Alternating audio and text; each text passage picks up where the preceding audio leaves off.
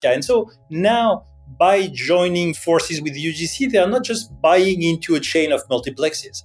They are aligning with a company that represents both cultural diversity and audience scale.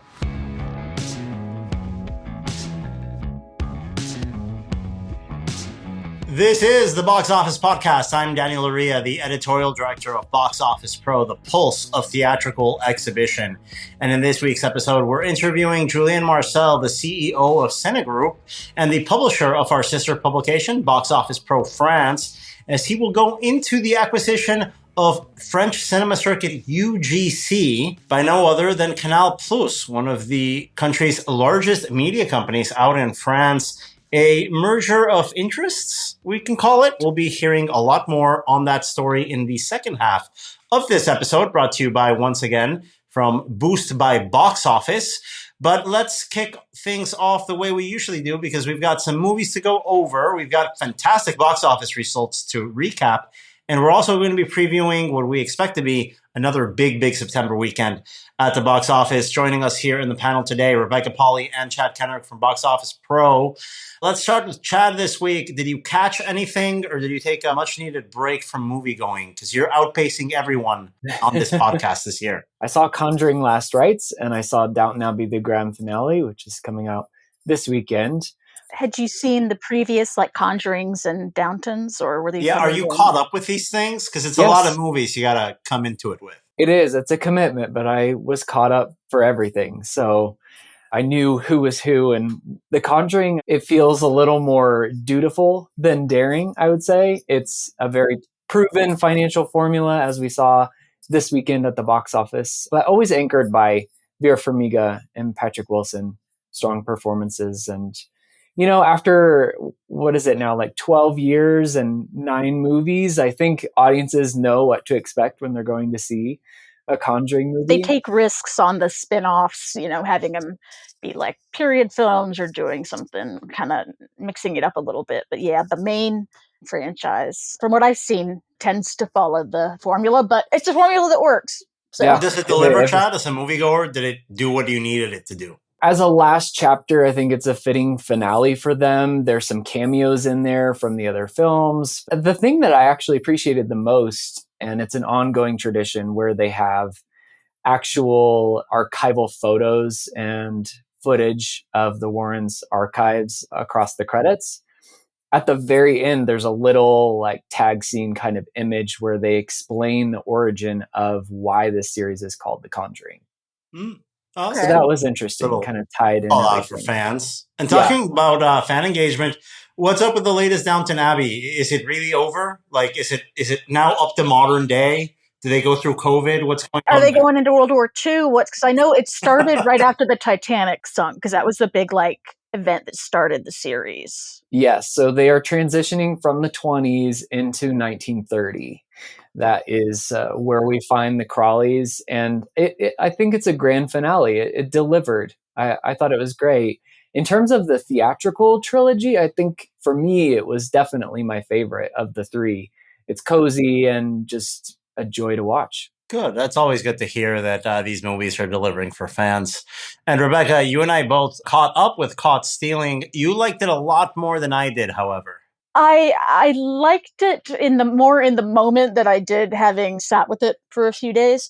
I will say, for anyone who has seen Caught Stealing, the movie opens on a scene of Austin Butler at his bartending job, where he works at this horrifically seedy, just awful, dirty-looking dive bar.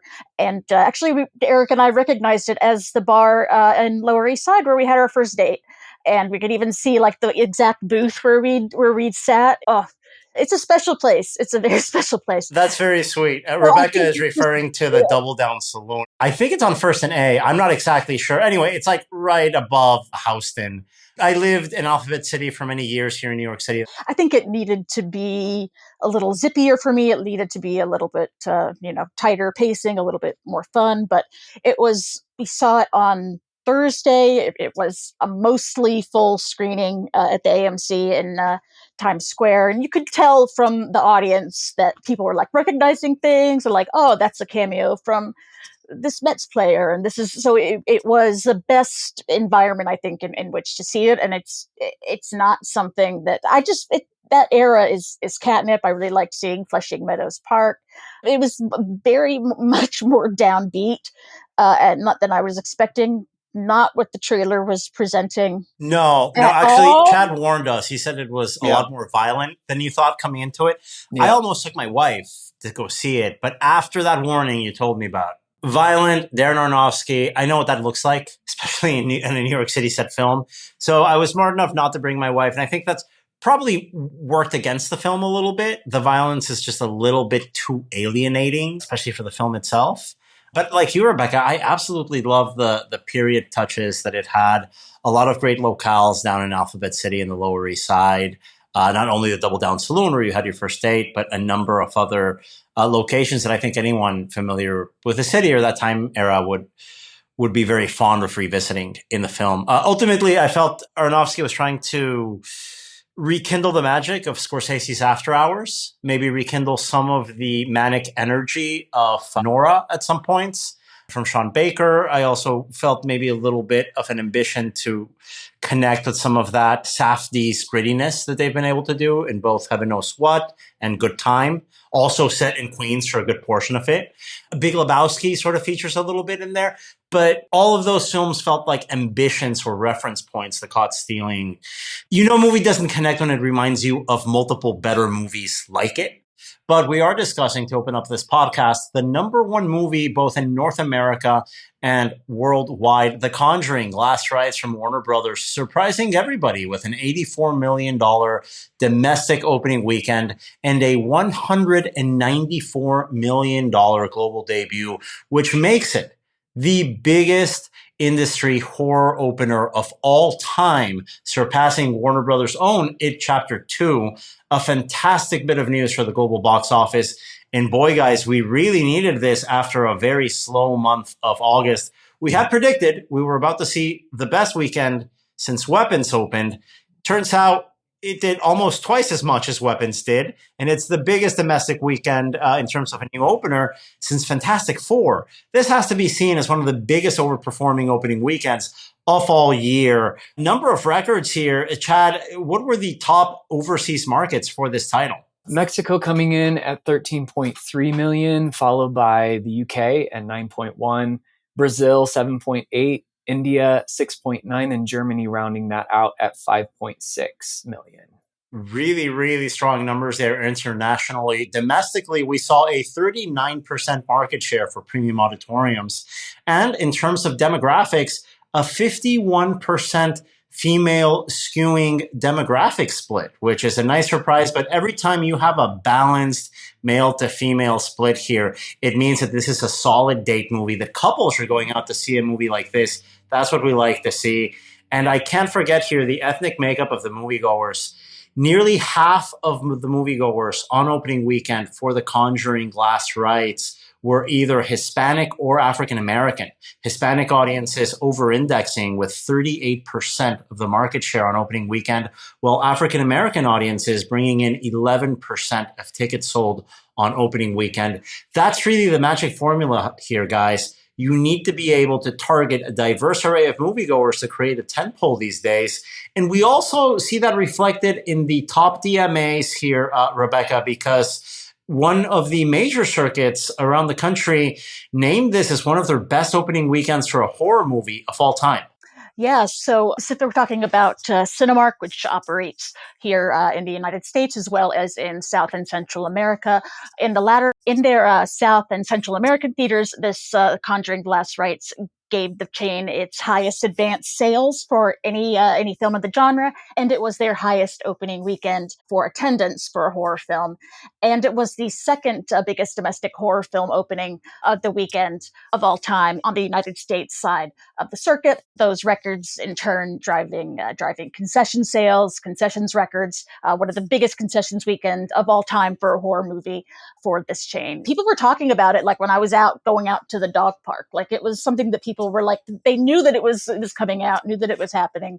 No, it's great results there. And we can't forget the performance of Harkins here, which is mainly concentrated in the southwest part of the country. They had 2 locations among the top 10 performers. Their Estrella Falls location in Phoenix and their Mountain Grove location in LA. Great to see them in those top 10 performing theaters on opening weekend for this movie. In terms of DMAs, this is a title that did really, really well in Texas. Obviously, the Cinemark connection makes sense. LA and New York taking the top 2 city spots here for the title. But then on 3 and 4, Dallas followed by Houston. I think a surprising entry here, but a reflection of just how strong this franchise is with that concentration of audiences. Rounding out the top 10 DMAs are Chicago at number 5, San Francisco at 6, Phoenix at 7, Atlanta at number 8, Philadelphia at 9, and Toronto in number 10. An all-out great opening weekend here for the movie. We expected it to be a big one. I don't think anyone expected it to be quite this big. It makes you wonder if it really is going to be the final of the Conjuring main franchise. It's been a very good year for Warner Brothers so far. It can't be. Yeah. It can't be. There's just too much upside here, especially after a performance like this. I think they establish it in a way in the film where there are some obvious ways that you could continue telling stories in that universe. Again, it's not caught up with modern day. There's a lot of history here. Yeah. It is a fictional reimagining of something that may or probably did not happen. So they've got leeway here to keep cranking out those sequels. They did like 1,000 some plus cases. Yeah, there's enough career, exorcisms here for everybody, Chad. Yeah. There's enough demons and ghosts. I mean, Sunset Boulevard behind diner dumpsters, a very famous place for demons to congregate, one of my favorite places to connect with my dream nightmares. At number 2 here on the weekend chart, we had the theatrical, it's not a re-release, it should have been a re-release. Finally, after originally being intended as a theatrical release, the taping of Hamilton on Broadway, which, because of the pandemic, did not go to theater. It was right when the pandemic happened, when Disney was in the process of kind of beefing up Disney Plus and putting everything into their streaming platform. We said at the time, we really wish this had gone to theaters because there is absolutely a market for it. I don't know that I expected it would have done as well as it did. Like it's been like 5 years. So it's been 5 years since this taping of this Broadway performance of Hamilton went up on streaming. In the pandemic, huge hit on Disney Plus. They reneged on their commitment to theaters. Whatever. We said enough of that 5 years ago. Not surprising for me personally, knowing the way both the studio and Mr. Miranda operate when it comes to their properties. That's fine. They chase the cash. Their prerogative, right? But in this re-release, finally hitting theaters 5 years after it's been available on Disney Plus, we expected it to play a role this weekend, but Hamilton opening to $10 million? That almost like excites me more than Conjuring doing so well. That's expected, especially this time of year. Horror movies are just generally gonna kill it. But it's seeing something like Hamilton, which is, a little bit of a offbeat sort. It feels like kind of like an afterthought from Disney to put it in theaters at this point. And yet it doing so well. It just proves that if you put things in theaters, people will go see them. You just have to try a lot of different things. Yeah, those fan communities will show up.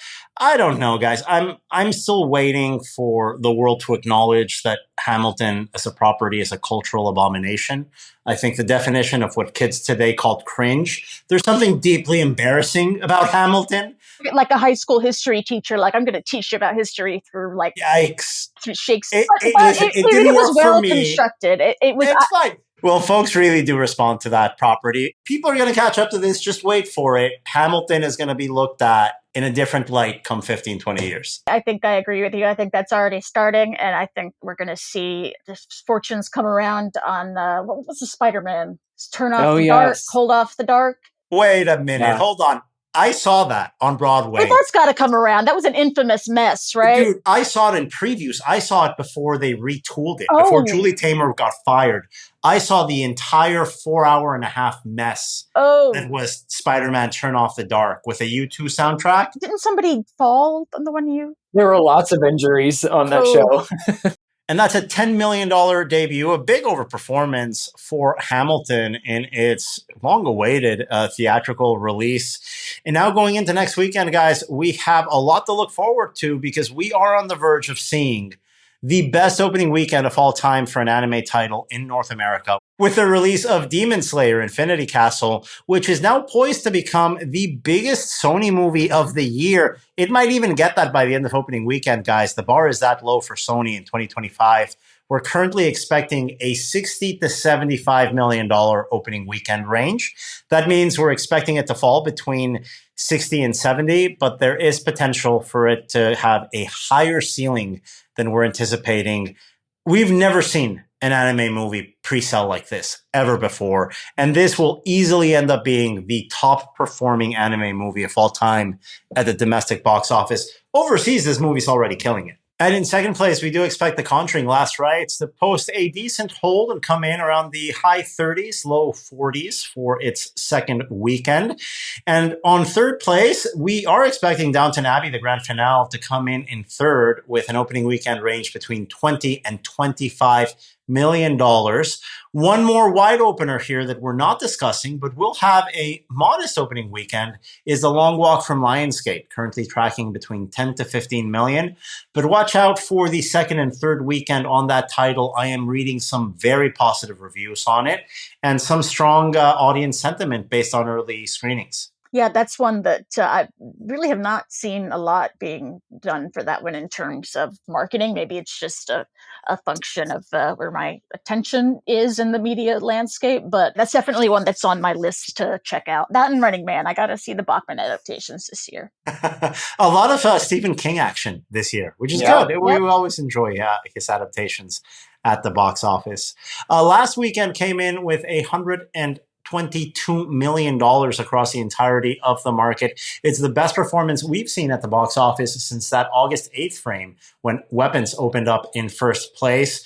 And that $84 million opening weekend from Conjuring Last Rites, that was more than the entire box office haul from August 29th to September 1st, on the weekend of August 29th to the 31st, and on the weekend of August 22 to the 24th. So Conjuring Last Rites by itself in its opening weekend, outperforming 3 entire individual weekends to end summer 2025.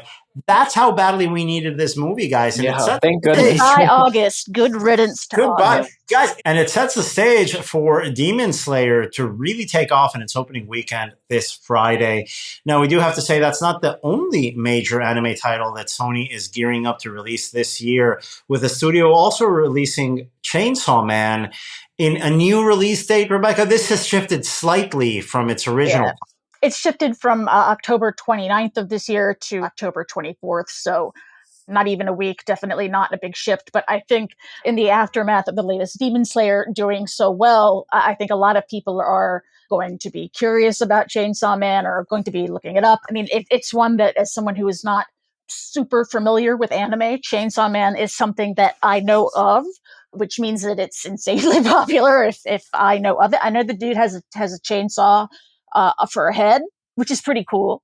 That's all you need to know. But yeah, really. This is another one that is like Demon Slayer. I think it's a season of the manga show, an arc coming to in this big screen form. Yeah, tons and tons of fans all around the world. This is a big deal one, I think. I don't know if it'll do as well as Demon Slayer will do, but we shall see. Great traction that Sony has found with anime titles this year, and boy, have they needed it.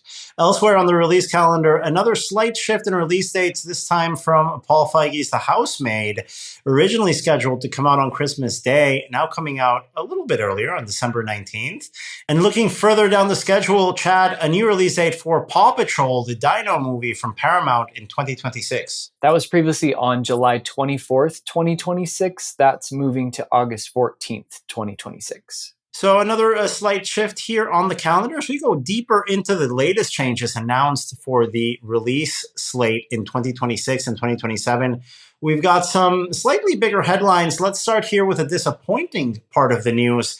Universal's release of the next Jordan Peele-directed film was originally scheduled to release on October 23rd of next year. That is now undated. It's off the calendar. I'm not sure what's going on there. We'll have to wait to find out.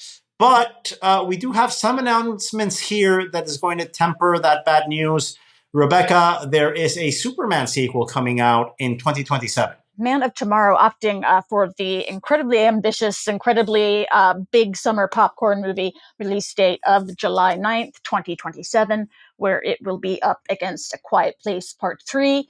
Obviously, a more proven theatrical franchise at this point compared to this imagining of the DCU, which is newer, appears to have really good momentum.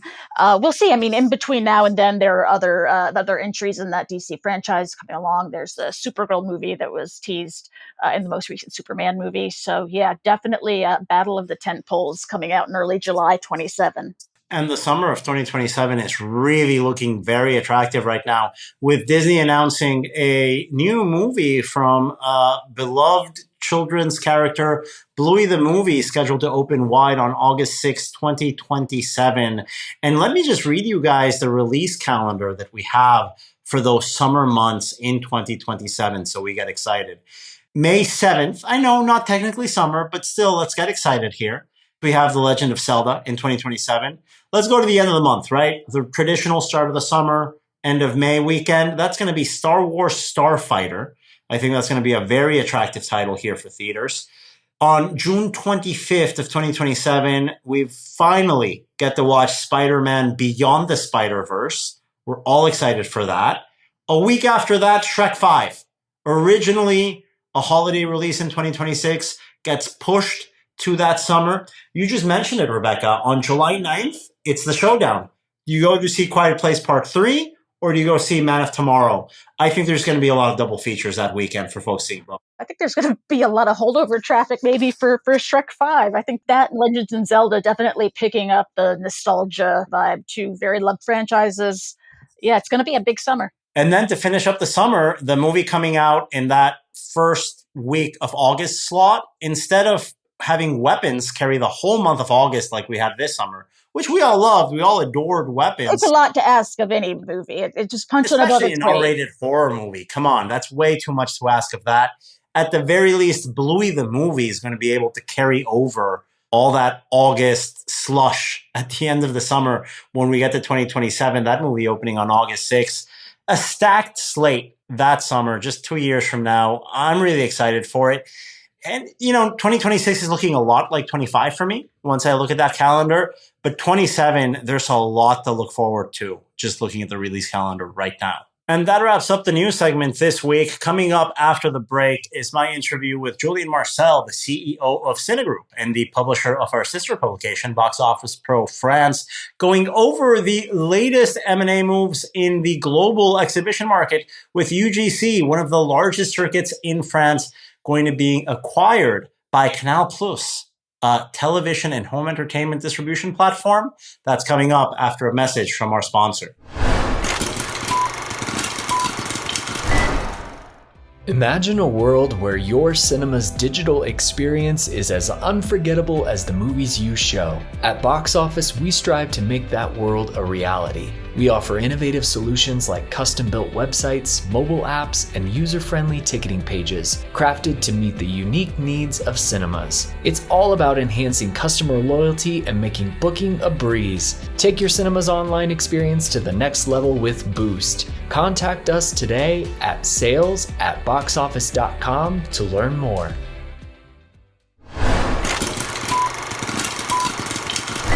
And we are back here on the Box Office Podcast with our friend and colleague, Julien Marcel, the CEO of Cine Group and publisher of our sister publication, Boxoffice Pro France. Julien, welcome back to the podcast after a busy summer for French cinemas. I thought you guys didn't work over the summers. What's going on here where we have major deals coming into September?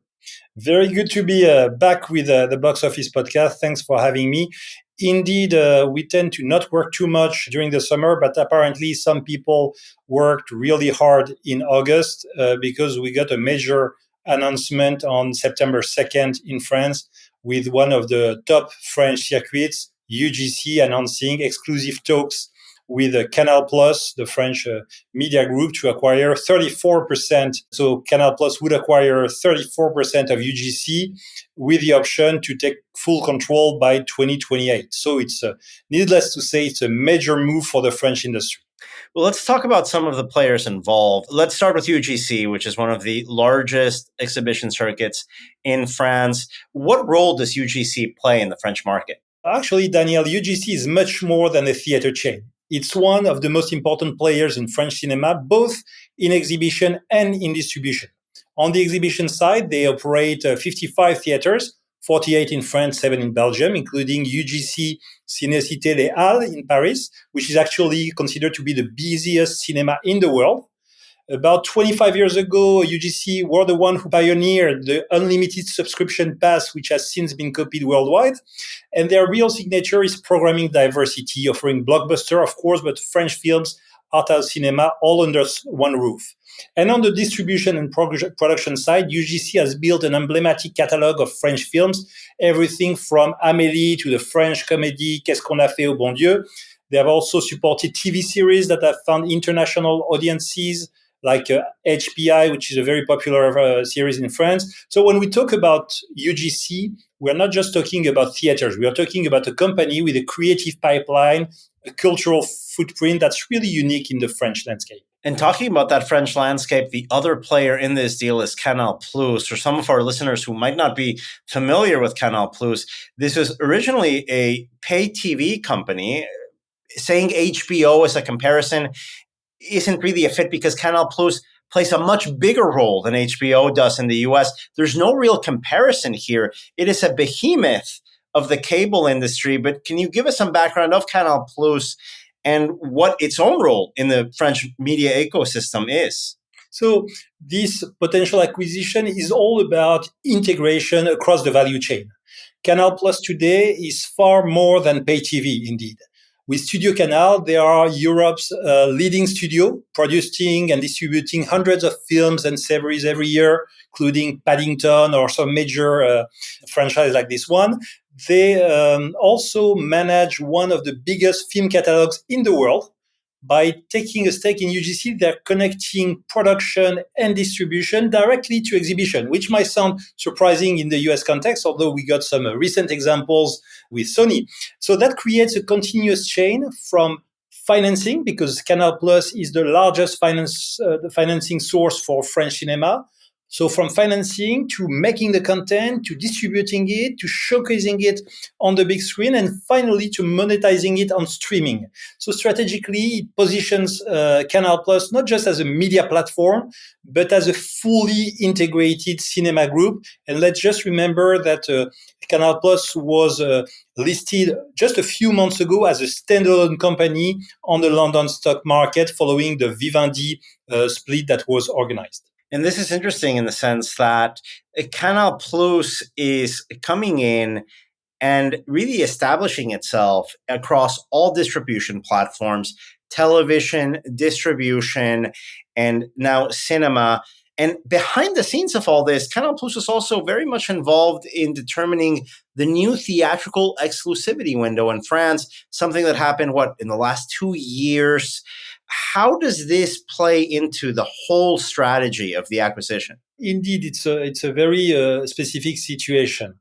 France is unusual in how it is regulated. We have covered that a number of times with you, Daniel, and how its diverse cinema and media ecosystem is.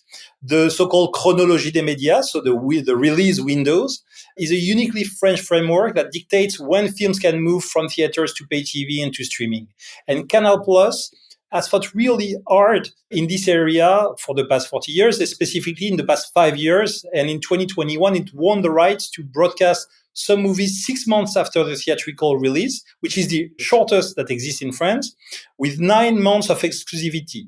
At the same time, you've got global giants like Netflix, Disney+, Amazon, etc., competing for French audiences as well. So for Canal Plus, strengthening its alliance with UGC, both an exhibitor and a content distributor, anchors them even more firmly in the heart of the French system. It's a way of reinforcing their identity as the true ally of cinemas in a fragmented market. And that fragmentation, I think, has been really intense all over the world. You're seeing it here in the United States, where some of the moves that we've seen from Warner Brothers Discovery, from Paramount, are based on how do I balance my studio? How do I balance my distribution efforts with, again, in the National Amusements Paramount case, with my exhibition circuit and also my TV channels. And this is also top of mind for a company like Canal Plus that is trying to find its new strategy in a very fragmented media ecosystem in France. How does that contribute to where things are now with UGC coming into the fold? If you look at the past 20 years, Canal Plus has been part of every major shift in the French cinema landscape. They bought Allociné back in the early 2000s, your sister company that's now part of a different group. They built Studio Canal into a unique leading studio in Europe. They launched a streaming platform, MyCanal, in 2013. They invested in theaters across Africa with Canal Olympia. And so now, by joining forces with UGC, they are not just buying into a chain of multiplexes. They are aligning with a company that represents both cultural diversity and audience scale. And what is striking is who is behind this move. That's the Bolloré family, the leading investor behind Canal Plus, one of the large media mogul. And so this is also a very important element, is that this acquisition happens on the heels of another investment by another large media mogul from France, the Saadé family, into Pathé. And so here we are with the two of the three main circuits in France, Pathé, UGC. The other one of the top three is a CGR. But if you had interviewed me back in May, I would have told you we have no visibility on where two of those three groups are going, with shareholders in their 80s and no clear succession plan. And all of a sudden, we have the Saadé family with Pathé, the Bolloré family with Canal Plus behind the UGC. And so both groups are now backed by very powerful media forces, industrial forces, with a very strong ambition and the means to this ambition. It's really interesting to see this strength in investment in the major chains coming in France. Is this something that you think can be replicated in other countries? As I think many other territories are trying to see how they fit in as part of this integrated media ecosystem? Or is it exclusive to France, where, as you mentioned, out of the three chains, two of them are controlled by families with shareholders in their 80s, with no clear succession plan, and a very well-regulated protection of theatrical exhibition? So I think, number one, it starts as a French move. But what is interesting is you look at the Saadé family who invested with Pathé, a family with a global shipping and logistics roots, bringing a fresh resource, long-term vision into cinema. On the other side, the Bolloré Group is also an international, Canal Plus as an international footprint. So both groups are ready to probably have an international ambition, which has not been the case for French players for a long time. And so I think at the end of the day, we have something really interesting here. Number one, on the largest European market, large economic forces decide to commit to the theatrical industry. And everybody says that another French media mogul, Xavier Niel, was bidding for UGC. So it's not like they miraculously found someone. There was more than one bidder for UGC. And that's a great news, I think, for the industry. So that's a strong signal that on the largest market, in the midst of a very, very bad and difficult box office year for the French market, as a number of other markets, still there is this belief, this commitment, and that's a strong and very encouraging signal that behind this context that is currently difficult, the long-term and visionary investors want to commit and think that might be the right time to go into movie theater that remain a major cultural phenomenon in Europe and across the world. Well, I think it's definitely the right time to go in and look at opportunities. I hear of a major multinational chain that might be up for bids, so it'll be interesting to see how that evolves. Now, you mentioned that if we spoke back in May, you would have told me, listen, Daniel, I don't know how two of the three top chains are going to continue with the way things are now. Now that we have major investment across those circuits, Where do you see the French cinema industry evolving in the next 5 to 10 years? I think there is really something very specific about the French market, which is the French production. So both Pahle, UGC / Studio Canal will contribute to the French side of the production. So I think all eyes are on the US blockbusters now. And when we look at what's coming for the next few years, I think we have many reasons to be very optimistic about, because we need to walk on both legs, as we always say in the French market. We need a strong French pipeline of movies, and same in the US. And so when we look at the studios in the US, we look at the commitment by Amazon, etc., we can be very optimistic. When we see that these players who invest on large circuits, they also invest on large producer, I think that's very encouraging. So we just need to make sure that there is a strong and instant reaction to a bad summer and a bad first part of the year. So because we know that getting people back in the theaters when they lost the habit is a major challenge. But from my standpoint, all the ingredients are here.